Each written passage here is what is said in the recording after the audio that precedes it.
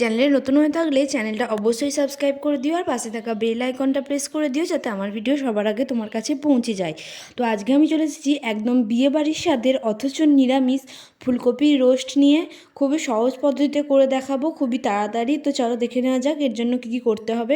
প্রথমে এখানে আমি নিয়ে নিয়েছি একটা কড়াইয়ে বেশ কিছুটা জল নিয়ে নিয়েছি। এরপর একটু নুন দিয়ে দেবো। জলটা গরম হয়ে এলে এখানে আমি দিয়ে দেবো ফুলকপিগুলোকে কেটে নিয়েছি, দেখো কেটে ভালো করে ধুয়ে রেখেছিলাম। এরপর এগুলোকে আমি দিয়ে দেবো জলে, সাথে দিয়ে দেবো চৌকো চৌকো করে কেটে রাখা আলু। এরপর এই দুটো উপকরণকে গরম জলে আমাদের খুব ভালোভাবে ভাপিয়ে নিতে হবে। এরপর এটাকে চাপা দিয়ে দিলাম। এরপর এটাকে ভাপিয়ে নেব। দেখবে যখন সেদ্ধ হয়ে আসবে 80% ফুলকপি এবং আলুগুলো, তখনই আমাদের এটা তুলে নিতে হবে। 80% সেদ্ধ অবস্থায় এটাকে আমাদের তুলে নিতে হবে।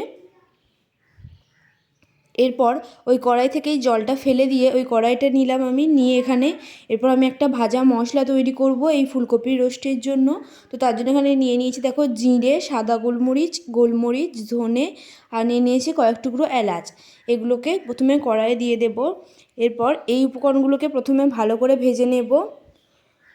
যখন এই উপকরণগুলো থেকে একটা সুন্দর গন্ধ আসবে, ঠিক তখনই দিয়ে দেব জায়ফল গুঁড়ো আর সাথে দুটো লবঙ্গ। জায়ফলটাকে ভালোভাবে একটু গুঁড়ো করে নিয়েছি আর সাথে দিয়েছি দুটো লবঙ্গ। এরপর এটাকে খুব ভালোভাবে ভেজে নেব যতক্ষণ একটা সুন্দর গন্ধ আসে। 1 থেকে 2 মিনিট এটাকে ভাজার পর আমি তুলে নিয়ে এটাকে গুঁড়িয়ে নেব। তো তৈরি আমাদের ভাজা মশলা হয়ে যাবে।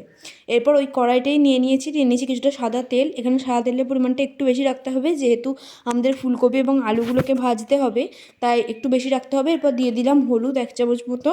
এবার তেলটা গরম হয়ে এলে যে ফুলকপিগুলোকে ভাপিয়ে রেখেছিলাম, প্রথমে ফুলকপিগুলোকে ভেজে নেব। ফুলকপি আলুটাকে কিন্তু একসাথে ভাজবো না, প্রথমে ফুলকপিগুলোকে ভেজে নেব।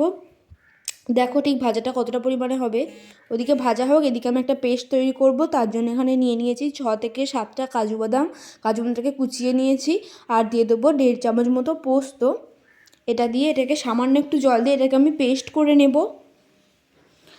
তো এদিকে দেখো ফুলকপিগুলো ভাজা হচ্ছে, এখনও পুরোপুরি ভাজা হয়নি। যখনই হালকা লাল লাল হয়ে আসবে ঠিক সেই সময় তুলে নেব।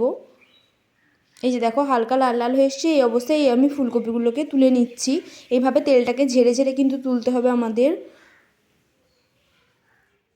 এরপর ফুলকপিগুলোকে তুলে নিয়ে ওই তেলেই আমি দিয়ে দেব আলুগুলো, ভাপিয়ে রাখা আলুগুলো ভাজতে।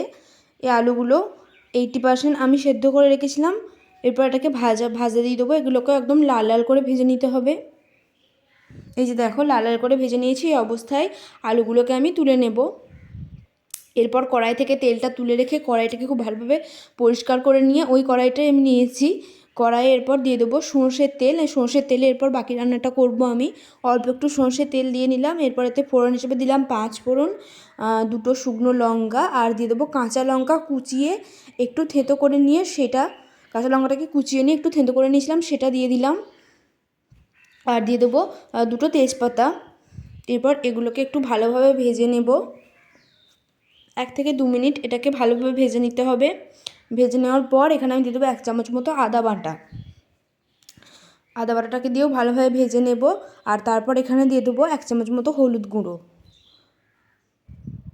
দেওয়ার পর 1 চামচ মতো দেবো ধনে গুঁড়ো, আর দিয়ে দেবো 2টো মিডিয়াম সাইজের টমেটো বাটা। এখানে চাইলে তোমরা টমেটো সসও ব্যবহার করতে পারো। আমি টমেটো বাটাটাই ব্যবহার করেছি। এরপর একটু ভালোভাবে এটাকে রান্না করে নিতে হবে। এরপর এখানে দিয়েছি কালারের জন্য কাশ্মীরি লঙ্কার গুঁড়ো।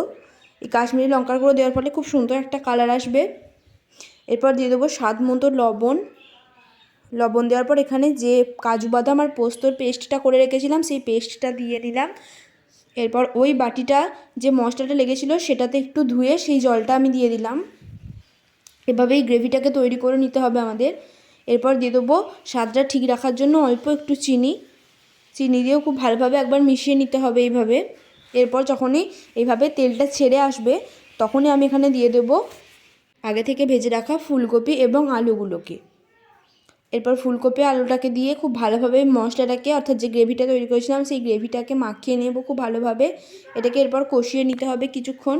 এইভাবেই এটাকে কিছুক্ষণ কষিয়ে যেতে হবে। এরপর এখানে আমি দিয়ে দেবো জল। গ্রেভি যেমন চাও এবার তোমরা সেই অনুযায়ী জল দিও। তবে এই ফুলকপি রোস্টে কিন্তু খুব বেশি ঝোল ভালো লাগে না, হালকা হালকা যখন কারি মতো থাকে তখনই ভালো লাগে, তাই অল্প একটু জলই আমি এখানে দিয়েছি, খুব বেশি জল দিইনি। এরপর এটাকে একটু নাড়িয়ে চাড়িয়ে নিয়ে এটাকে আমি চাপা দিয়ে রেখে দেবো 5 মিনিটের জন্য।